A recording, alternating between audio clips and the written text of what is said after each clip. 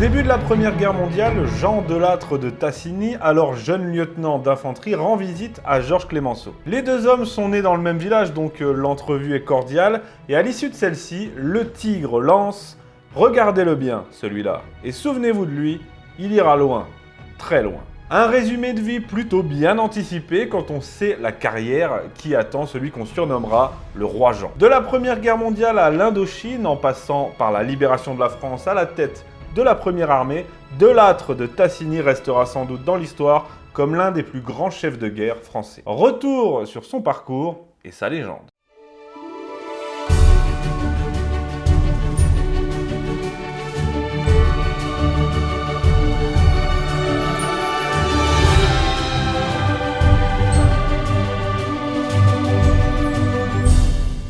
Issu non pas d'une famille noble, comme la légende le laisse entendre, mais de l'ancienne bourgeoisie française, Jean Delattre de Tassigny est né en 1889 en Vendée, dans le petit village de Mouilleron-en-Parède, si ça se prononce comme ça, le même village que Georges Clemenceau. Après ses classes, il fait Saint-Cyr et dès sa sortie, il s'oriente vers la cavalerie en entrant à la célèbre école de cavalerie de Saumur. Il en sort sous-lieutenant, affecté au 12e dragon. Lorsque la Grande Guerre éclate, il est à Pont-à-Mousson et il est envoyé au front. Il s'illustrera au cours de cette guerre par une conduite exemplaire au feu. Il est blessé à 5 reprises, participe à l'intégralité de la bataille de Verdun, du chemin des Dames, et à la fin de la guerre, qu'il termine comme capitaine dans l'infanterie, il compte 8 citations et est décoré de la Légion d'honneur et aussi de la Military Cross britannique. Après le conflit, il se porte volontaire pour être envoyé au Maroc où il prend une part active dans la guerre du Rif,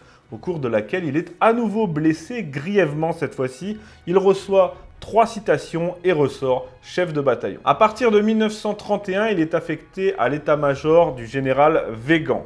Et là où il va pouvoir confirmer qu'il est un bon, il l'avait déjà fait lors de la Première Guerre mondiale comme dans le désert marocain, eh bien c'est en février 34. Pourquoi en février 34 il confirme que c'est un bon? Parce que février 34, vous connaissez les événements. Eh bien à cette occasion, notre ami Delattre est du bon côté.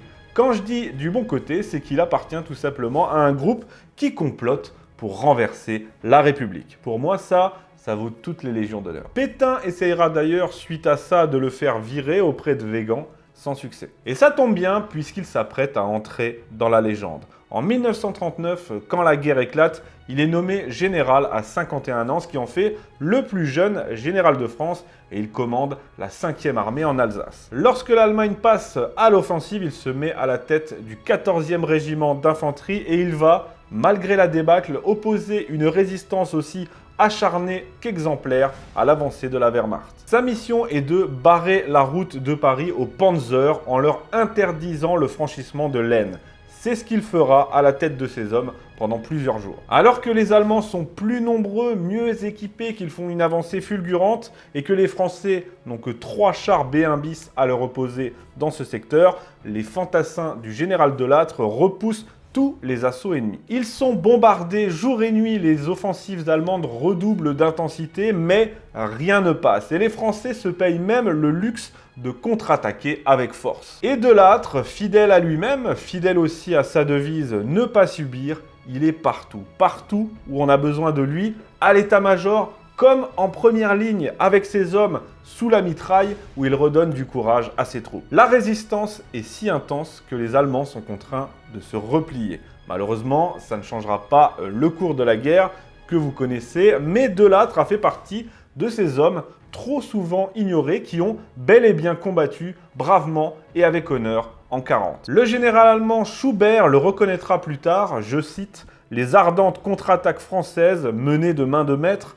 ont obligé nos troupes à une retraite précipitée. La 14e division d'infanterie s'est battue les 9 et 10 juin d'une manière identique aux meilleures unités françaises de 14-18 devant Verdun. À la signature de l'armistice, Delattre est loyaliste, il reste dans l'armée du maréchal Pétain car son but est de relever le moral de l'armée française, mais aussi de former des cadres afin d'en rebâtir une digne de ce nom. Il fondera d'ailleurs plusieurs écoles de cadres durant cette période, mais aussi tout au long de son épopée. Le mec, à chaque fois qu'il foutait les pieds quelque part, que ce soit en vacances ou en pleine campagne, c'était pour ouvrir une école de cadres. Voilà, fidèle à sa doctrine d'assurer l'avenir de l'armée française. Sous Vichy, il est ensuite envoyé en Tunisie, mais il sera bien vite rappelé parce que durant son séjour, il a refusé de ravitailler l'Africa Corps. Pour l'instant, il croit encore à sa mission auprès de Pétain. Il est d'ailleurs promu général d'armée en 1942, alors même que les Allemands ne peuvent pas le blairer, alors qu'il est le seul haut commandant à ne pas être décoré de la Francisque et qu'il a été fiché pour ses sympathies gaullistes. Là où tout va basculer, c'est justement en 1942, quand les Alliés débarquent en Afrique du Nord et que par la même occasion, les Allemands décident d'envahir la zone libre. Les ordres de Vichy étaient clairs, ne pas s'opposer à l'arrivée des Allemands. Eh bien ces ordres, De Lattre ne les accepte pas. Il fait même mieux que ça puisqu'il ordonne formellement à ses hommes de s'opposer aux troupes allemandes lors de leur arrivée. Pour ça, il est arrêté, condamné à 10 ans de prison et enfermé, ce qui fera dire au préfet Hondeberry que, je cite, « Lorsqu'on apprend qu'ils ont franchi la frontière, on s'occupe beaucoup plus d'arrêter De Lattre que les Allemands. » Qu'à cela ne tienne, De Lattre s'évade de sa prison avec la complicité de sa famille, mais aussi de la résistance. Il rejoint Londres, puis Alger, où il rencontre De Gaulle, qui le nomme général d'armée. Voilà désormais De Lattre à la tête de l'armée B, qui deviendra plus tard la première armée française, et qui est un amalgame entre les forces françaises libres et l'armée d'Afrique. C'est cette armée qui, le 19 juin 1944, libère l'île d'Elbe. C'est important de libérer l'île d'Elbe, c'est quand même chez nous, quoi. Le 15 août 1944, aux côtés des Américains, De Lattre et sa première armée, qui constitue l'essentiel des troupes alliées avec ses 250 000 hommes, débarquent en Provence et rapidement les villes portuaires de Toulon et Marseille sont libérées. Puis la première armée remonte la vallée du Rhône, libère Lyon et se renforce à mesure qu'elle intègre à son effectif les troupes des FFI, les forces françaises de l'intérieur, et aussi de l'armée d'armistice, ce qui rend son amalgame encore plus intéressant, disons, et la voilà portée à près de 400 000 hommes, c'est-à-dire une force loin d'être négligeable pour la libération de la France. Elle fait bientôt sa jonction avec la 2e DB, qui a débarqué en Normandie et libéré Paris,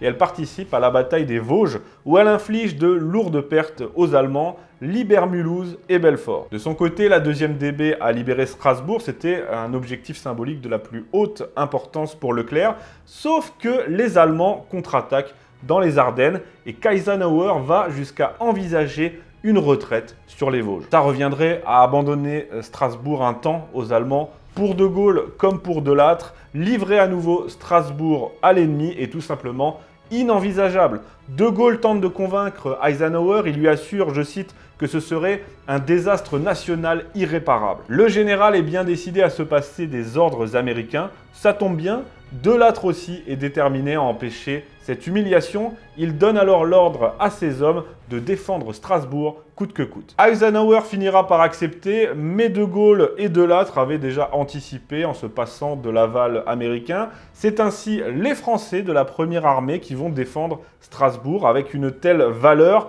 que malgré des lourdes pertes, ils parviendront à empêcher la reconquête de la ville par les Allemands. De Lattre a si bonne réputation en tant que chef de guerre à ce moment-là que 4 divisions américaines sont intégrées à son armée et placées sous son commandement, ce qui fera de lui le seul général français à commander de grandes unités américaines. Après la réduction de la poche de Colmar sous les ordres de De Gaulle, De Lattre franchit le Rhin les 30 et 31 mars et entre en Allemagne. Les Américains sont furieux, mais De Gaulle insiste et ordonne à De Lattre de poursuivre. Ainsi, la première armée prend Stuttgart et s'y maintient, causant de lourdes pertes aux Allemands et faisant de nombreux prisonniers. Cette campagne dite Rhin et Danube s'achèvera en Autriche et le 8 mai 1945, c'est De Lattre de Tassigny qui, comme une récompense ultime pour toute cette incroyable épopée, représentera la France à la signature de la capitulation allemande à Berlin,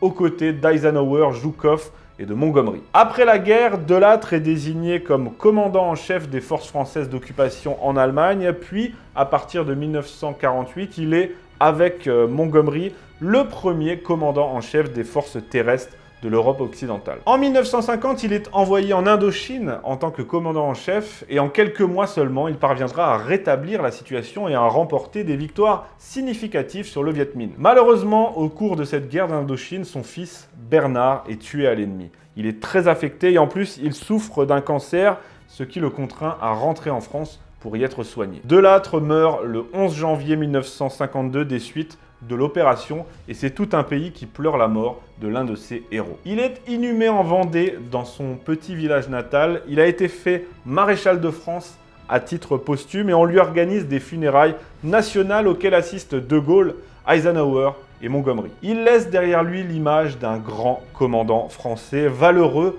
proche de ses soldats et redoutable chef de guerre. Il a fait honneur à la France durant la Seconde Guerre mondiale avec cette fantastique épopée de la Première Armée et toute sa vie, comme homme, comme soldat, il aura appliqué ce qu'était sa devise, ne pas subir.